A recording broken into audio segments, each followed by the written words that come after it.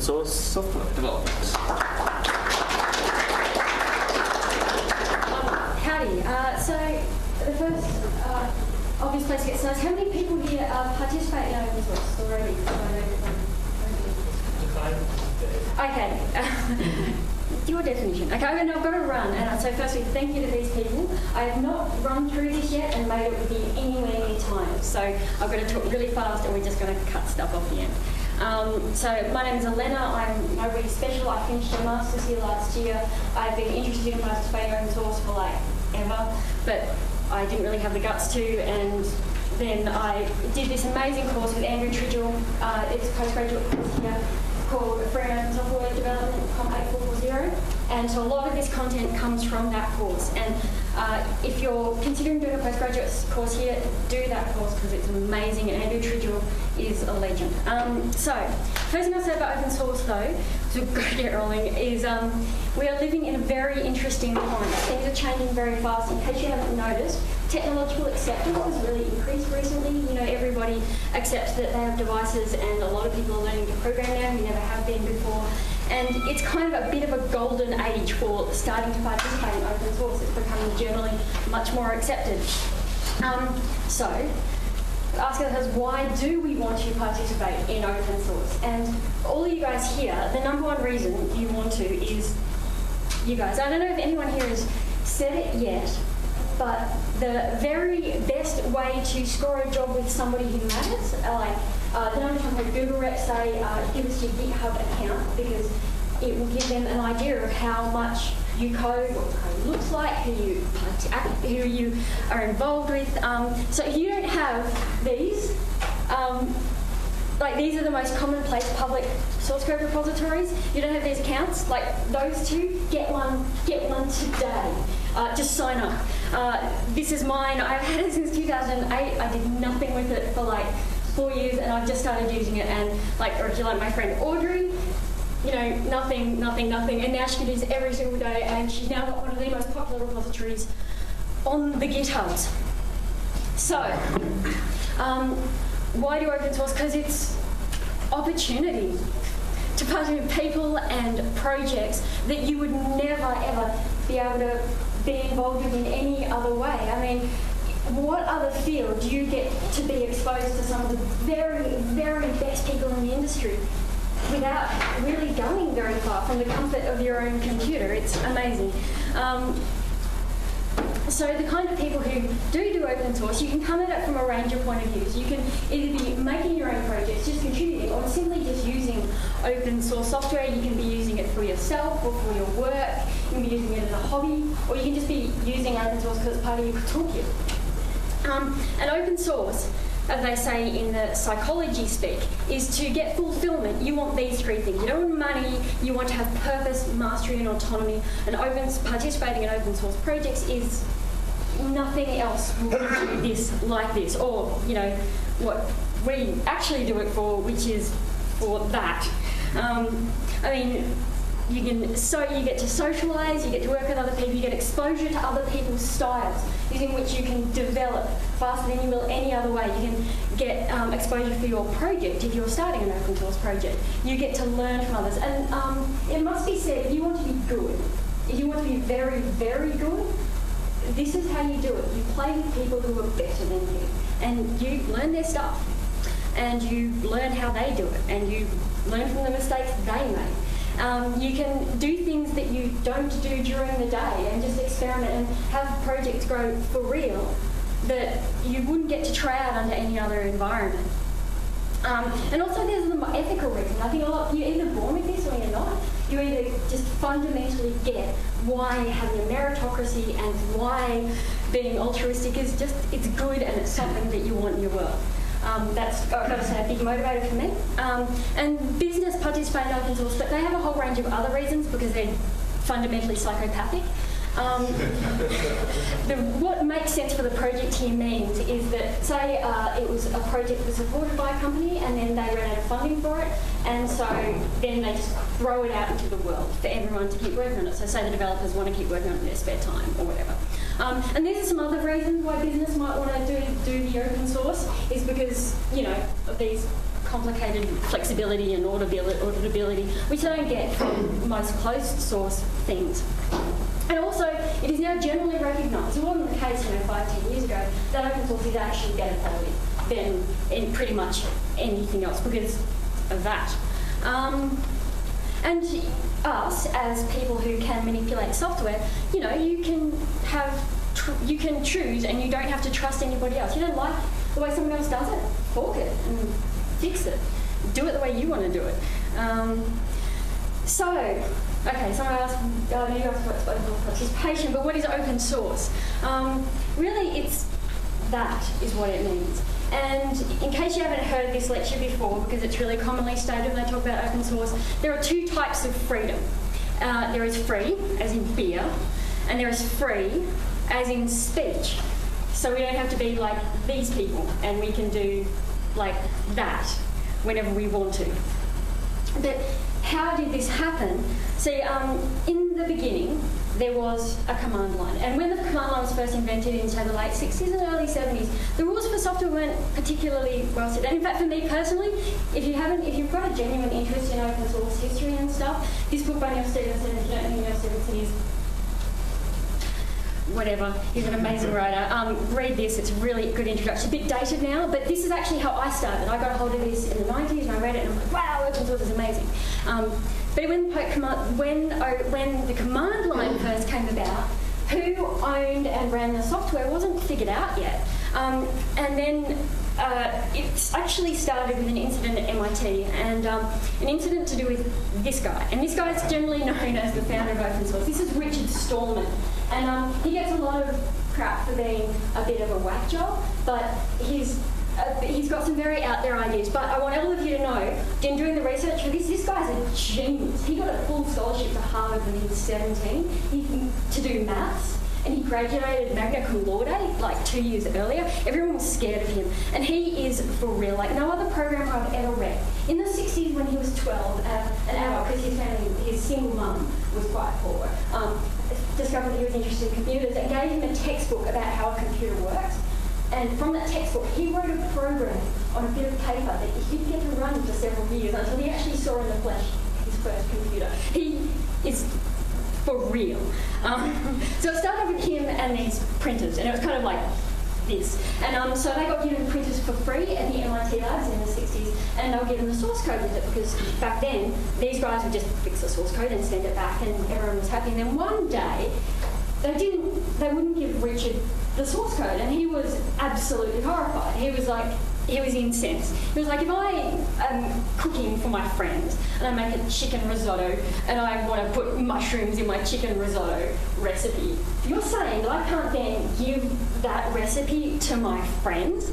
You want me to sell it and not share it? Like, that's absurd. And at exactly the same time with this guy. These two are exact contemporaries. So this is the most flattering photo on the internet of Richard Stallman.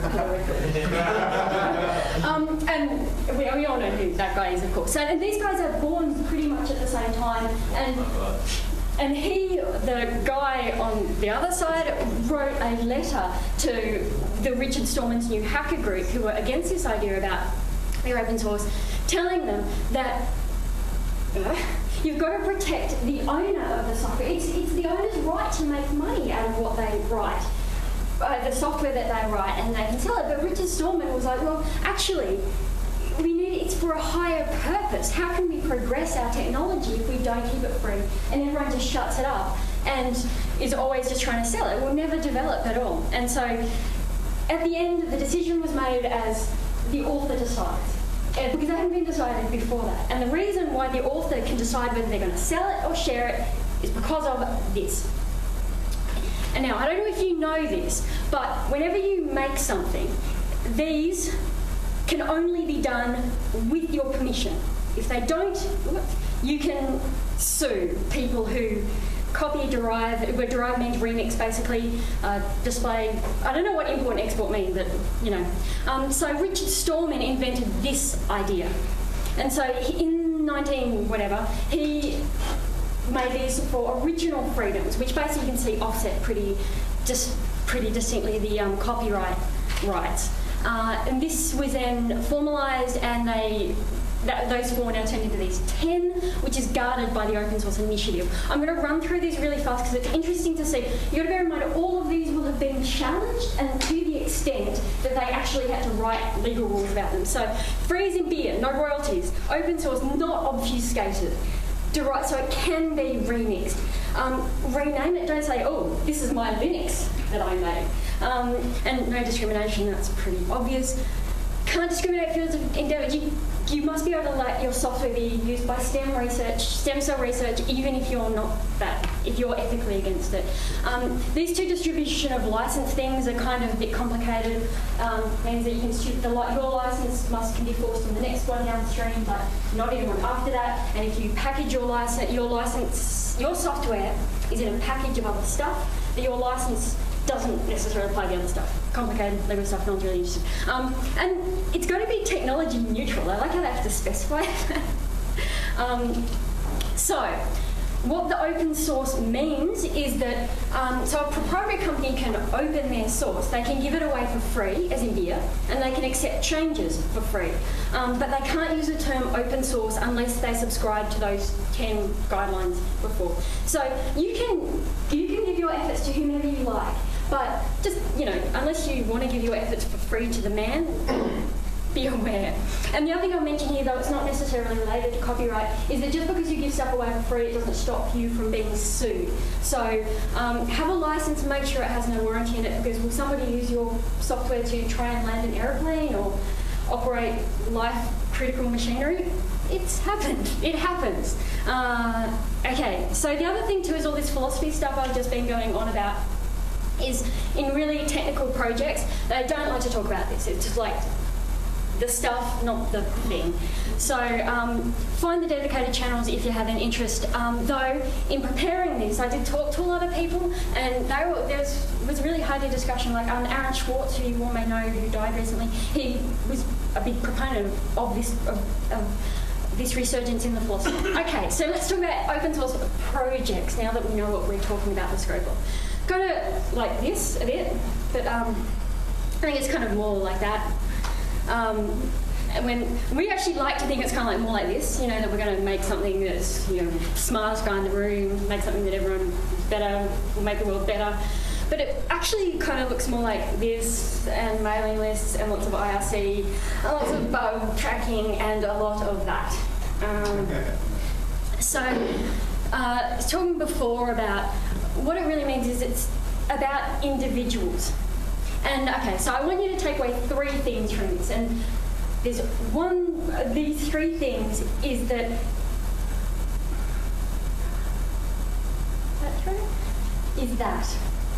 every single open source project is different. The disparity is so great that you can't really apply many rules to any single project. And so know if you're approaching an open source project and you want to be involved, just realise that every single one of them is different and that it is not a science. You can't independently go, oh, this project is about so-and-so, it's going to be like this. The only way you can know is by, getting a feel, like hanging around and seeing who talks to whom and what they do and how they communicate. Okay, so what are these kinds of differences between projects? As I was saying just now, how these differences will vary dramatically how you are received and what kind of participation you can have. And the kind of variations you get, obviously the technology is going to be different. Like some things are really technically deep and wide and some things are not. So, like, how big is it and who does it appeal to and who organises it and who makes the decisions? All these kinds of things. People don't really think about these when they think about open source projects. The technology is pretty obvious. Like, what's its scope? Like, is it the Linux kernel? Is it a household name, Or is it just is it your brother's widget that does a thing? How old is it? And I think that's really cool, that idea that their projects are really hard to kill.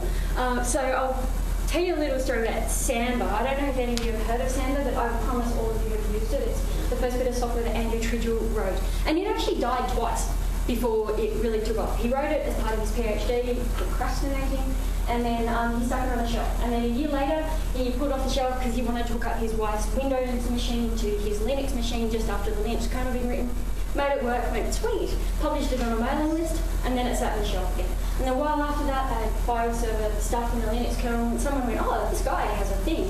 And then after that, it had a massive resurgence. I think the code base increased 10 times in size in a year. He was doing releases on like multiple releases per day for a 6-month window there. So you've got to think about where in its life cycle it is and where in its story it is. You know, is it just ticking along? Is it still growing? Is it kind of on the brink of death because the technology's moved on? It's important for your benefit, you know. And like, how big is the code base? Can you fit the whole code base in your head, or are you dreaming to want to try and do that? And how big is the application? Is it X Windows? Or is it, you know, again, just a little widget that you can totally understand? Like Twitter's a good example of what is probably a massive code base. I can't say that's not open source, but it's a really small application. It's terribly simple. So squishy stuff. How many people are participating in it, and what kind of people? Is it deep in only technical people, or is it, you know, a bunch of creative people who just have technical people hanging on the side to help? And you know, all of these things matter because your reception to the project will vary based on these. So this is a really famous concept from open source. If I don't mention, I'll get in trouble. So originally, some projects are organised like cathedrals, where you have like a really tight structure with like some guy who knows it all and he's surrounded by acolytes. Or you have like a bazaar where people just kind of come and go as they please and contribute or not contribute as they want. I mean, textbooks have been written about this. And another thing is how active a project is. Might be really active, and so that a faster moving project is generally less tolerant of having to run new people, particularly if project's just starting and it's at the really exciting phase. Normally everyone's got their hands on the ground. They can't really make time for new people to become involved. And so some projects have a dedicated welcoming committee. The Apache project, which is arguably the most organised open source software project there is, they have a whole mechanism apparently. They don't have an exam or anything, but apparently it's pretty close too. You know, you go in and somebody will greet you and they'll tell you what to do and they'll find out all your stuff. But most projects probably don't have anything. Oh, and the other thing too is if you've got a new project that somebody's just open sourced, and this is a really common experience. It's happened to me, it's happened to a bunch of people I know, that you'll end up talking to the guy who wrote the thing, and you'll end up, you know, talking, staying up really late and help you through and explain all the things and say, oh, you can do this, and make you part of the team. So, you will have completely different experiences, completely, diametrically varying experiences depending on the nature of the project. So, you know, do yourself a favour. Make it easier for yourself by understanding how you're going to be received. So I'm really going to gloss over too about how open source projects tend to be governed. So as soon as an organisation gets over a certain size, decisions need to be made anyway. And as soon as you've got more than 2 people, you've got an organisation, and then you have a structure. And a lot of projects are actually formally organised. Most of them are not, you will notice. But if some open software projects, seriously, they have a constitution, they have a board, they have an annual election. So did you know every once a year they have like an election as to who's going to lead the project. And a trend that I've seen these days too is having a software foundation that runs in parallel to the actual technical project. So then the software foundation will have members and a president and treasurers and so these things, the formality is usually required when lawyers start to get involved and money, and both those things will happen if your project is successful, which is good. It's nice to know whether your project is serious or not. You have very small projects that are incredibly serious, like to land an aircraft, for example. And people tend to be more serious if they're making a living off what they're doing. So don't mess with. But some projects are incredibly silly. So my preferred programming language is named after a British comedy troupe. So the other thing is there is usually at least a leader. Commonly known as BDFL. Hopefully you're all familiar with this term. And there can be more than one. I've noticed there are more of them now than there used to be. And they usually make the final call. And if you don't like it, fork the project.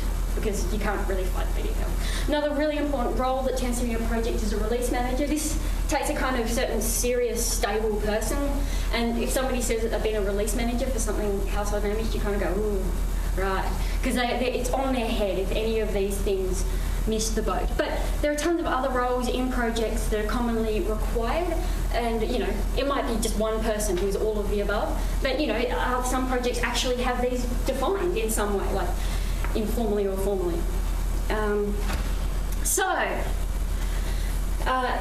Now we all know about projects. So about getting involved with a project. Now this is the second thing that I want you to take away. First thing, all projects are different. This is the second thing. If you want to break the ice in an open source project, very counterintuitive, particularly for the likes of us, is for the love of everything, start small. And this goes against all of our natures. I mean, for me, you want to go, I can add this amazing thing, it'll be amazing. And you'll never do it. And B, they do not like it at all. So start really, really small. In fact, last week, the Linux conference, the latest one, and the big panel, Linus Torvalds on it, and at the end of it, they're like, oh, what do you hate? And he's like, I hate it when people do drive-by shootings. And you could be, Linus Stallman or Neumann and you could clone Linus Torvalds, get him to write the code for a patch and send it to the project. And still, that would be really annoying for them because they didn't trust that guy if he wasn't already inside the project. You can't break the ice on that because they don't know. You might be completely insane, might look good on the outside, and it costs them valuable time to try and pass that. Just start small, become known, find out what your strengths and weaknesses, find out what answers have, all this stuff. So, and if you do write an amazing feature for a project, just because you happen to do, just break it up into small parts before you contribute it.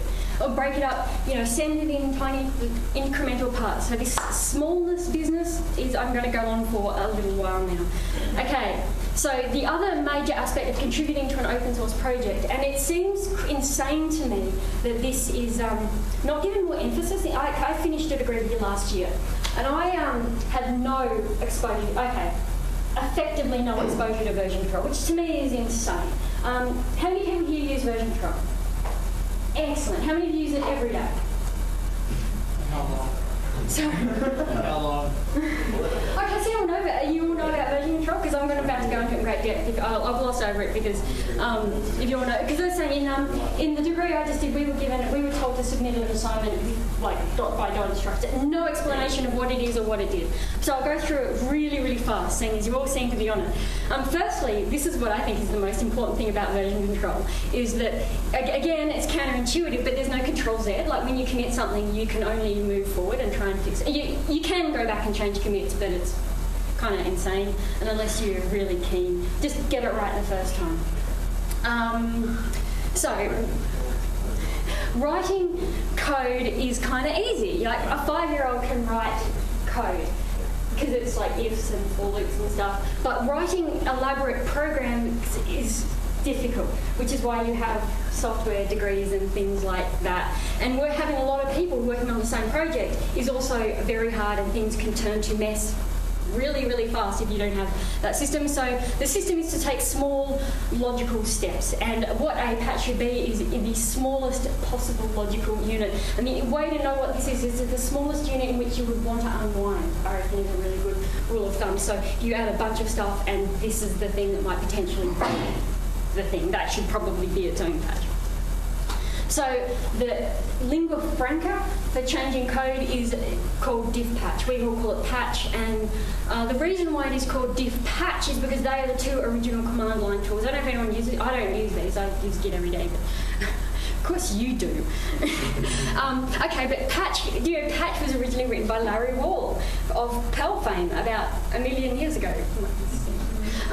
And so these are the command line tools that we use. The standard unit of what a diff looks like, could have looked like anything, is called unidiff. It's just a point of interest. I'll go quickly what unidiff looks like. You guys should all know this though. So here is code. Here is my change code. We've got that, change code. And that is the diff for that. So this is a set of instructions a computer program can follow to make or remove this change from your code. You said go to hello.txt. At line 4 minus delete one line, at line 4, add one line. All right, so this is a totally bash example. So if you know your command line, okay, that should make perfect sense. So you dumping something into a file, dumping something into another file, then you run the diff tool, and you do a little patch, looks like that patch, you'll play a patch, and then an old file has now changed. Yay, patch tool. That's a slightly more complicated patch. That is a multi-part patch. So, congratulations. You now understand what the smallest unit is that you can use to contribute to another software package if you would like to. Anyone in the world. And you send your patch to the project, and then your patch is integrated into the project, and you have made your contribution. So there's also this conflict of this idea of merge conflicts, but if you guys all use version control all the time, you understand about conflicts. So if somebody said, I said hello world, and then hello CompCon, someone said, hello CSIT, and they obviously clash, and there's no way of knowing whether CompCon or CSIT is the right thing to say. Some human being has to look at that and make a decision. So let's talk about the idea of what sent to a project means, because I kind of glossed over that really fast, where it's kind of really important. And honestly, it is so divergent how you go about contributing patches to a software project. You can't possibly know except by having a deep, solid squeeze at the project and checking it out. Most people use GitHub these days, so it's nice and easy. But for example, the Linux kernel, would you believe? I don't know if any of you are kernel hackers here, but you're probably too high level for this talk anyway. They still submit their patches by email. I kid you not. They have very strong guidelines, and if you don't follow these guidelines, your patch will simply be rejected immediately. They have a lot of email. Like that's like 10 to 25 emails an hour, depending on where you are. This is like a random snapshot of their archive. That represents, I guess, a couple of hours here. Stick all your patches, like small patches. There are 12 in this package of patches. Brief explanation, nice and clear. So I picked one of these at random, and there you go. There is your patch inside the email, and that is what will be applied to the Linux kernel. It's so dead simple. It's very easy to understand what's happened, what he's doing there, what he's changing, and it makes it easy for the project to progress because everyone can understand what's going on. So, source code management system. So if you all use source code management, I'll give you a brief history just because it's fun. So what is the difference in source code management system depends on where the master repository is stored. And the master repository is the one that will be published and released. And you obviously don't want to do all of your work on that because you're going to have experiments which you're going to break for everything. Originally I kept on a central server. It's what's in my mind's eye. And in the very first versions of version control, it gave you a history, so you could fast forward and rewind your code. You didn't have to keep it all in your brain, which is awesome. And this system worked great. CVS dominated for all of these years because it could manage your source code. Then Subversion came around. You might come across Subversion as a centralized version control system. And the problem with these is that every single change you make, you have to send back to the central server. And then before you can see whatever changes everyone else has made. What I was taught to use here at ANU, the one brief brush up I had was against SVN. We didn't even go near distributed source code management systems. So that central server idea broke down in the late 1990s and the early 2000s because basic technology improved. And in those days, like 1971, not everyone could have a copy of the code. Like the idea was insane. Some code projects are like 20 megabytes big. People didn't have that kind of bandwidth. But nowadays, everyone can have a clone of the whole entire code base, the whole entire revision history. It's really simple. No more of this. Big pile of this. I prefer to think it looks like this. Like the Matrix, round heads.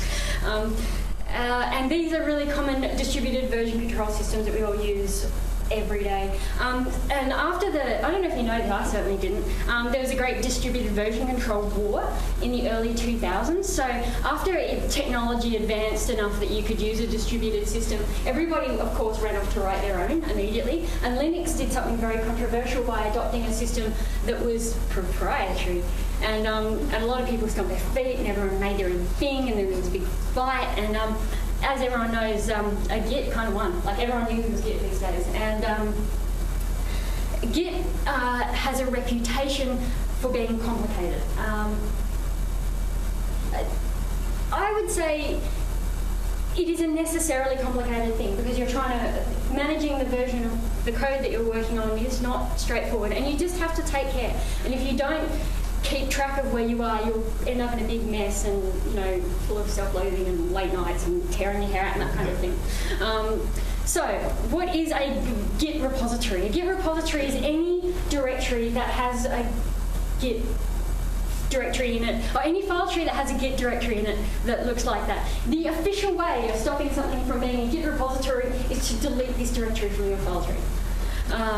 So you can put that directory Git in it into any project that you would like. Or any file tree you like. You can put it on your whole file system, you can put it on your photos, you can put it in your documents, or whatever. And when you first set up a version control, I for one did that to everything, then it blew out, and then I was using it inappropriately, and then you kind of reel back in and use it. But you must explicitly add or remove files from a Git repository, so if you want it to be part of it, you have to tell it. So you can make any directory at all a Git repository, but you have to explicitly tell it to add or to add it. So you would say, add that file, and then it will track all of the changes in that file. You can also explicitly ignore files in your repository. By any directory you want, you just put in git ignore, you say, oh, ignore hello.txt, and it will never notice it is there. It won't work if you've already added it. Okay, so to begin, this is the very first way I use Git, or version control in general, I think, is using git clone. This is really fun. You find an open source repository, and all of the major open source projects have their public repository that's really easy to access. You type in git clone into the thing, and then it just does stuff like connects to the internet, goes magic, magic, magic. Oh my gosh, I'm now a proud owner of the entire jQuery source. And I picked jQuery because we all are probably running it. Everyone who has a modern browser is probably used this. So you look at the source, yay, I have all of the source of that. I can now eyeball it as much as I want. I can do anything I like with it. But if you do want to do anything you like with it, you should fork it. You make it your own personal project. So that's why you should have a GitHub account, because then you press on your GitHubs, you go to the jQuery thing, you press fork, and then you will have your own version of that, and you can do with it whatever you choose. There also is this concept of branches, where obviously you don't want to make all of your changes in the master branch. So that before, you want to make your own another little branch that is your stuff, and then when it's good, merge it back into the main repository. And then you can generate patches. So, how do you generate patches? You use git status, don't do that. Love of God, use a GUI. And I must admit, I only started using a GUI like 3 months ago. And I was doing everything by command line before that. And then I was like, oh my God, it's so much easier to understand what the hell is going on. I use all of those. Just go to GUIs, there are like tons of them. That source tree, which is because that's GitHub provides one. I think that's a built-in one. I don't know, built-in Linux one, Git or whatever. So the normal workflow, if you want to contribute to a project, is you clone the project, you make a fork of it, you make your changes, you check them, then you use your GUI to, okay, so there is our patch in a nice GUI-fied way, which is called a hunk in this terminology. You can see I've changed my file.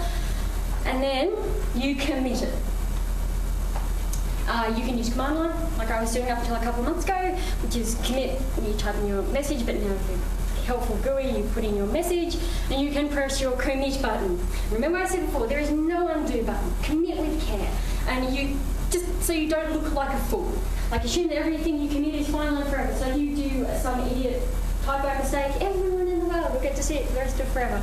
So just take it, and don't, like, there are methods now where you can remove sensitive information from repositories, but it's just best not to put it there in the first place. Don't submit buggy code to a project. In some projects there are penalties for submitting bugs if you put in a patch and then it breaks everything. You know, some, like, you have to look after releases for a little while, you know, horrible. You have to look after new people.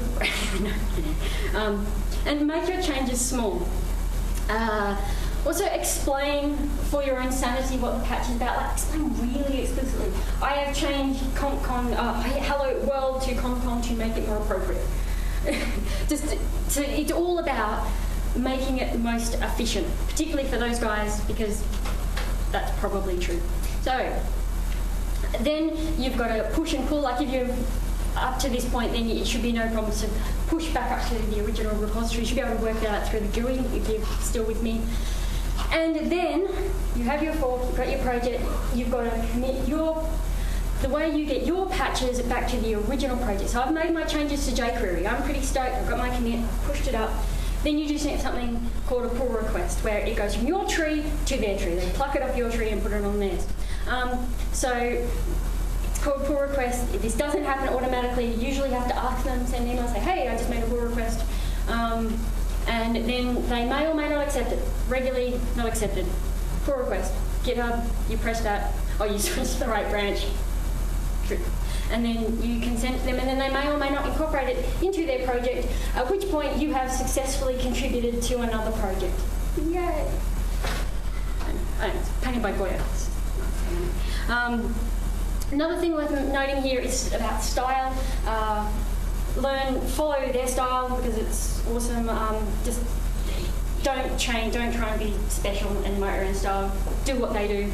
And communicate. This is a great lesson, just shallow and often.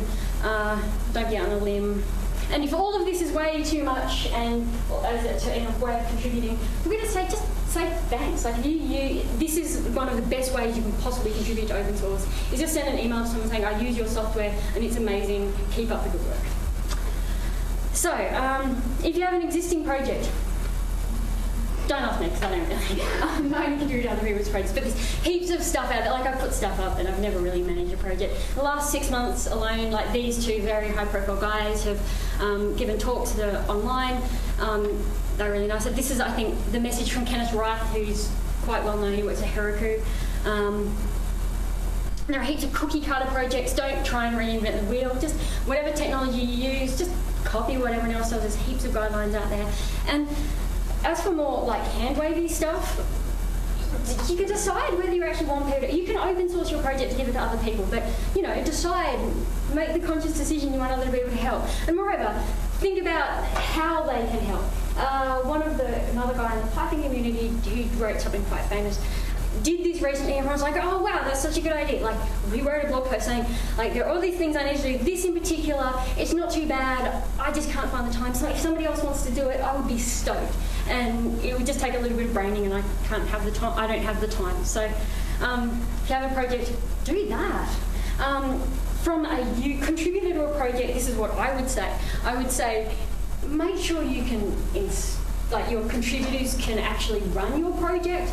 I have given up on projects because it was just impossible. I couldn't do it. I tried and I couldn't keep up, then I'd break it again, and I was like, ugh. And provide test data. So you can get somebody else's project up and going, but then you can't really do anything with it because they've got this elaborate setup and they know exactly what it's done, but then, you know, you stop because you can't really contribute to the project because you don't really know how it works in the environment they're using it. And this is another snippet, is that don't reject people out of hand. Don't let somebody find out that their patch was rejected from, like, an automated email. Before you reject it, just go, oh, by the way, this is not really appropriate because, or, you know, so-and-so is working on a thing that does exactly this and all of this other stuff that you didn't know about. Really sorry. Because that's the things that whittle people out of projects. Like, you know, if you just find out that something you've written, you've spent your time doing, has been rejected, it kills you a little bit on the inside. And enough of that and you'll give up. And you want people to stay involved. So, this is my personal theory. And this is the third thing, is just communicate. And this is really hard for the likes of us. Like, I, for one, communicated with nobody for the first 10 years of my IT career because I was embarrassed about how I look. My conspicuous physical differences, but that's a whole other story. And all you need to do is communicate. And that thing again, just communicate, shallow and often. Don't let things build up until they're a major thing and everyone explodes and it's all a mess. Like, shallow and often. I stole that from Zed Shaw, actually. And communicate often, because as a project, whatever, owner or contributor, things that are obvious to you aren't necessarily obvious to everyone else. It should be obvious, right? That's what I did there. And listen. And if you're a project owner, sometimes just stop, like, let other people worry about it. Only like worry about security issues, always worry about security issues. Everything else, just take off 2 weeks. Go sit on the beach and cocktails. And we're all playing on the same team here, people. I got this from a tweet from a few weeks ago, that don't bitch about someone else's open source project. And if someone else leaves your project to go work in Redmond or something like that, don't backstab them, you know? It's a small world. And be grateful that they've contributed at all. And, you know, everyone comes back around. We've all got these same skills. And don't bitch about other projects. Like, don't write a blog post saying, oh, this didn't do this and it wasn't compatible with my so-and-so. Send them a ticket. For goodness sake, send them an email. Don't do it behind their backs. And also, if you know anyone who does, one of your mates is going to go do one of these things, tell them not to, and tell them to go submit a ticket or send an email, or, you know, not to be that guy. Okay, it's closer to about licenses, and it's really boring, so I'll be even faster.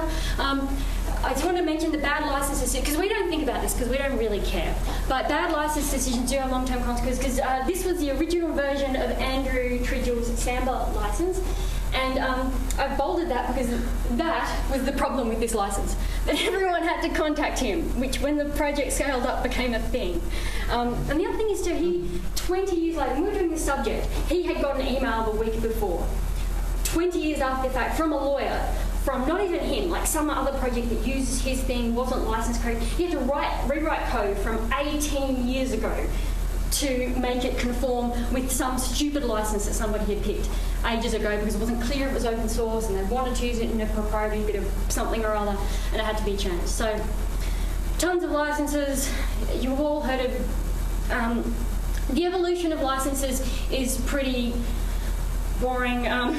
So in the beginning, Richard Stallman wrote the GNU Public License, which is generally used by most open source projects up until 2007. What the open source license says is that you can use my software for free. You can do whatever you like for free, but the rule is any other project also that uses this also has to have the same license. So everyone else has to share it. It keeps it open. Like, it's kind of genius, really.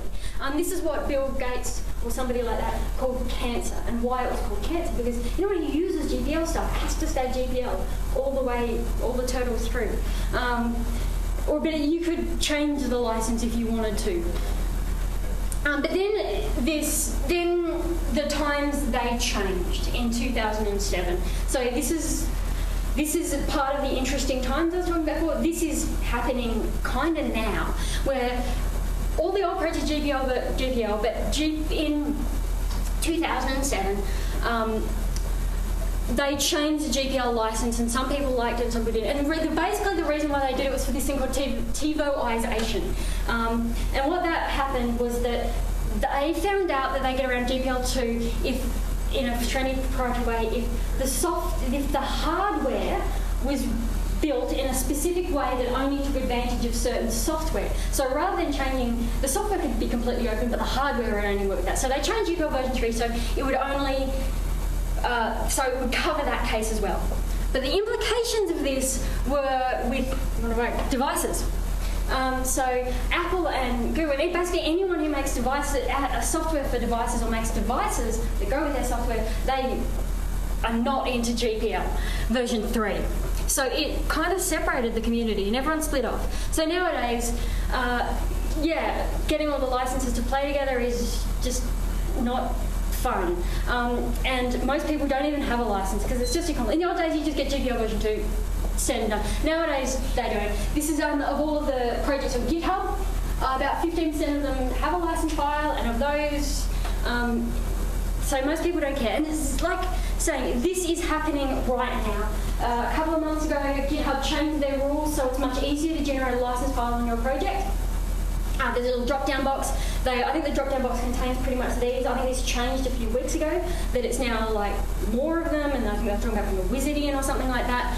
These are in order from most constrictive to least. Like the MIT license is just basically don't sue me.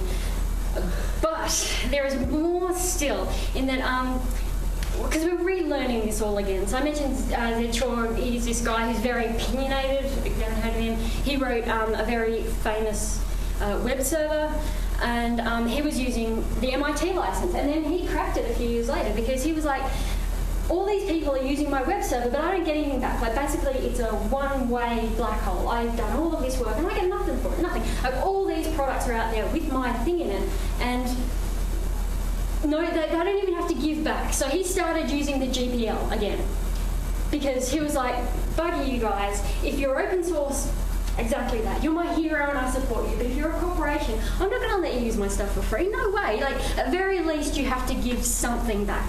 So it's why it's interesting. So license, it's all changing now where it's in a state of flux.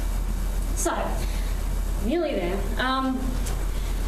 Really basic things that I wasn't taught in my degree is I learned this, heard this in a computer science lecture from Berkeley, and I thought it was the best thing I'd ever had. Like, get a decent text editor and learn to use it well. That's the whole story. Like, a lot of people don't, coming out of degrees without it. Learn to use an issues tracker. This seems obvious, but it's not. Like the way people will use the term defective, or some people will say use closed and feedback in a very specific way. So learn how different projects go about using all of this stuff. Know fields you should and should fill in. Get really good at using bash. Everyone who doesn't probably should. Like, do yourself a favour if you can't use grep and find like probably should regular expressions. And learn to write really clearly, and so you can communicate with your fellow man and be more effective to the project. And most docs are written in REST or Markdown. They're just markup languages. Probably have at least a working knowledge of how they go. So also be willing to do this. I had a good question with this guy. He won a small Nobel Prize for something, a good one too. And he was the first to say, like, he didn't know stuff. So everybody doesn't know stuff. Never, ever, like, be out on a limb. As I said, the best people too are also usually really, really humble. Like the best people I've ever found in anything ever. Always crazy humble, crazy go, oh, how does that work? And he can, because he didn't understand the internet at all, of course. So he was like, oh, you're a webby person. So the rule of thumb is if you're stuck for half an hour, just ask. Go to the whatever. And just state up front as well, like, I'm stuck on your thing, it looks really obvious, the documentation's here, but it doesn't work the way it says it would. And most of the time people are like, oh, sure, that sounds awesome. But you just do this and click on this and install that, and it's your problem because you're using a Mac. And get involved, like, it's so fun to see the personalities behind the stuff that you use day to day. It's pretty fun. And this is a really cool one. I found it's stolen from the West Wing. The decisions are made by the people who turn up. So thank you. You've turned up. You're here at a conference. But go to Hackerspaces. It's rad. I'm pretty active with the Hackspace in Perth. Called Artifactory. Make giant robots all the time. It's giant Kraken the other weekend. And set people's expectations. Say if you can work on a project for an hour a week, just tell them. Again, this is like probably the most important thing I personally have learned recently is you want somebody to help you, then make it easy for their brain. So you go, okay, I'm going to do exactly. They don't have to worry about you. It will make it okay. Then communicate. Find the venues, communicate. And it's the real world is very different from the uni world. So you don't have an assessment. You don't have an assignment. The rules aren't set. Like, this is kind of a pretty tough one to get your head around often, is that if just because a project looks like it's going a certain way, it doesn't have to be that way. Like, nobody made that decision. You can creatively go, oh, actually, have you thought about doing it like this? And unlike a uni assignment, you can't really do that. You can, particularly when projects are young, they will change, and they'll change for you if you're willing to do the work. And, if you disappear, just tell them what you're doing. Say what you're going to do, and if you can't, if you say, oh yeah, I'll write that feature and it'll be awesome, like I'll do, and then they'll sit there wondering if you have or you haven't. And if you can't, just tell them. And the other thing too is there's a small community, people come and go, and like always if you break everything and feel really, really stupid, like just hold off, skill up, come back. It's, you know, people want it to be good. So we're living in interesting times, everything is changing, the technology is just, it's so fast, it's only getting better. The demographic imbalance is being addressed, and I will mention this because I haven't noticed what I call my conspicuous physical difference is that I'm a girl. That's kind of less common, particularly in open source. I deny the fact that I was a girl for a very long time. My online presence was strictly not, and I only came out like a couple of years ago. No, for real, like I would never go to a technical conference. I had strong, complicated technical relationships with people who had no idea that I looked like this. And so just some quick tips from my point of view, like if the other chromosomes involved, like first thing, and I think this is really brutal, but I will say it, is that just take romance off the table. This is not the time or the place to find a mate, and just assume that that's just never going to happen. It's a technical environment. Take people on a technical level. And then also difference is a continuum, right? You were different from your best mate, and you were different from your grandmother. The extent to which you were different varies. Odds are that you are more similar to people who are in your technical team and project than you are to anyone else on the face of the earth. This stuff, it's all very superficial, and it's all what your interests are and what skills are about. That's all I'm going to say on that. So it's interesting, and there are more of me. I've been so impressed with this conference actually, like wow. But having said that, several times during my degree, walked into a tutorial and 25 people. Anyway, very frustrating. Also, something I didn't mention too is copyright and the patent wars. I'm sure you all know about that. The patent wars, we are deep in those at the moment, and that's all going to, something has to crack there. Who knows what it will be. Thank you. Please participate in open source because it's awesome. Just come to conferences, go to hackerspaces, hang out online, poke at other people's code because you'll learn stuff. And, oh yeah, I got time to spare. So, thank you.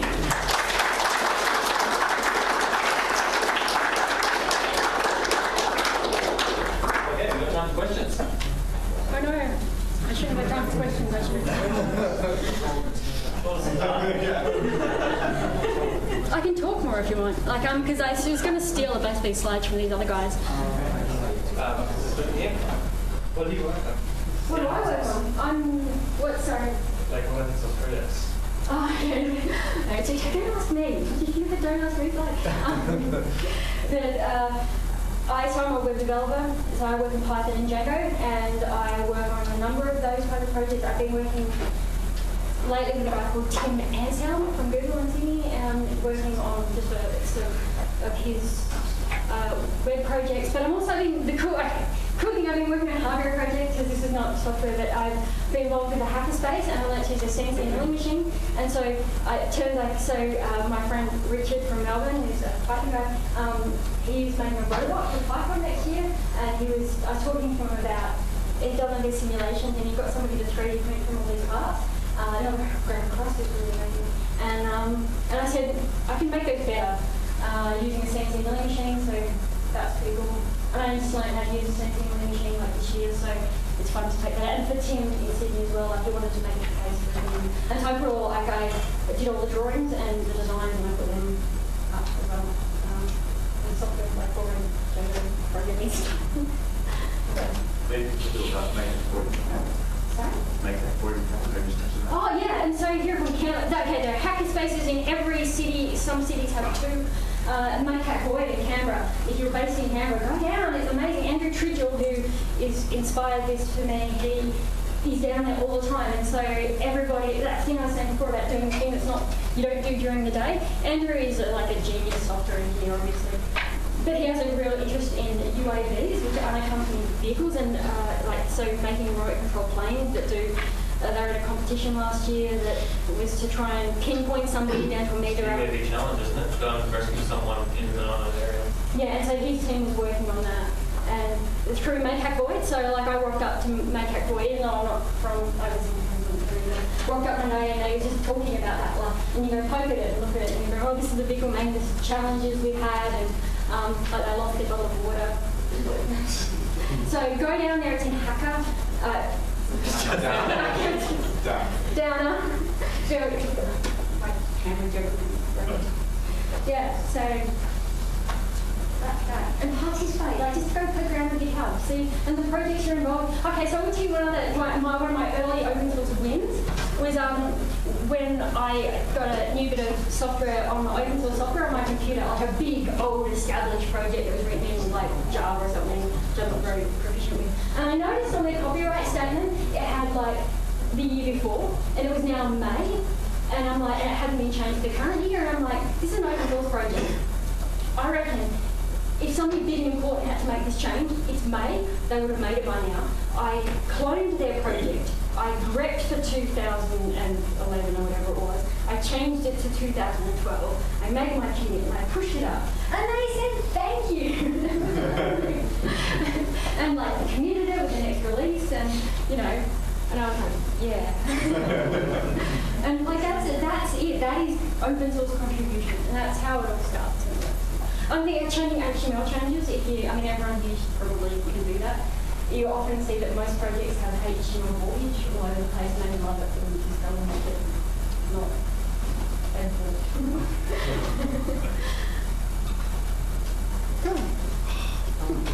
Where do you find projects to get involved with? So there's a lot of sites that have like borders for where people advertising like they're looking for public projects. Okay. But a lot of them tend to amount to, hey, I've got an idea, can you make my project? Oh, really? Okay. Where would you actually find somewhere? So, I can't remember the name, but there is Open Hatch. OpenHatch. That is where you go. It has several hundred open source projects. It was run by out of a programming community in San Francisco. It was designed to answer exactly that problem. I just go and use GitHub and Bitbucket myself, like I just program for the projects. Most software that I use is on those, and check out OpenHatch for sure, because it's kind of a collaborative space for people like us, you know, and there's a lot of talk there, and I won't lie, there's still female code integration aspect of the OpenHatch thing as well. They're close, they're not specifically that community, but they're closely linked to that community. So keep them from going crazy. Which, you know, like I said, I'm just confused. I didn't work out I was a girl until I was 19, and I was really angry for like 6 weeks. Would you say Linus is a good leader or an equal leader? No. You should say about Rita and Ross.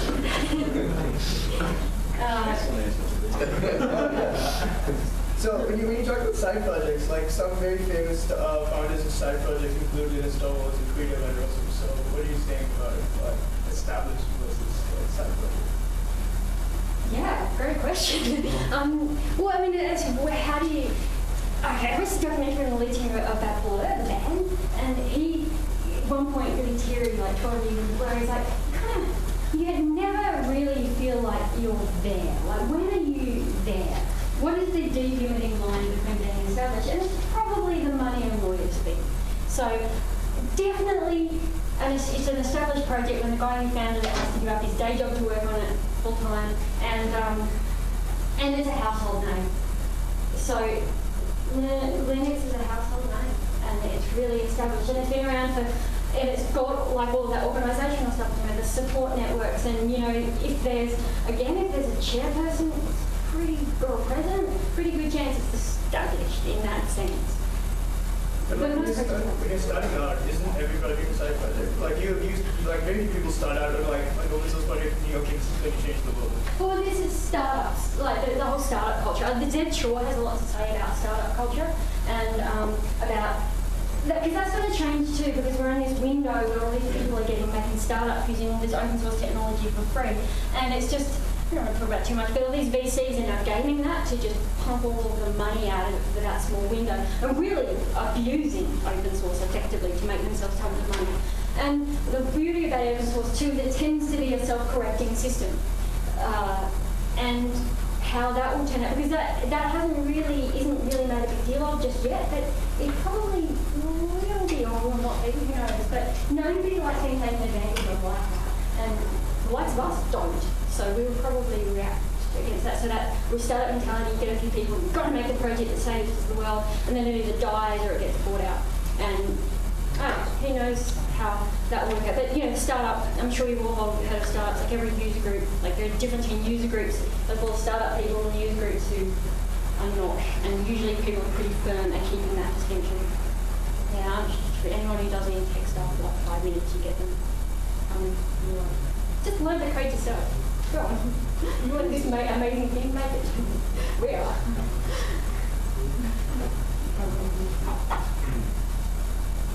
Other questions?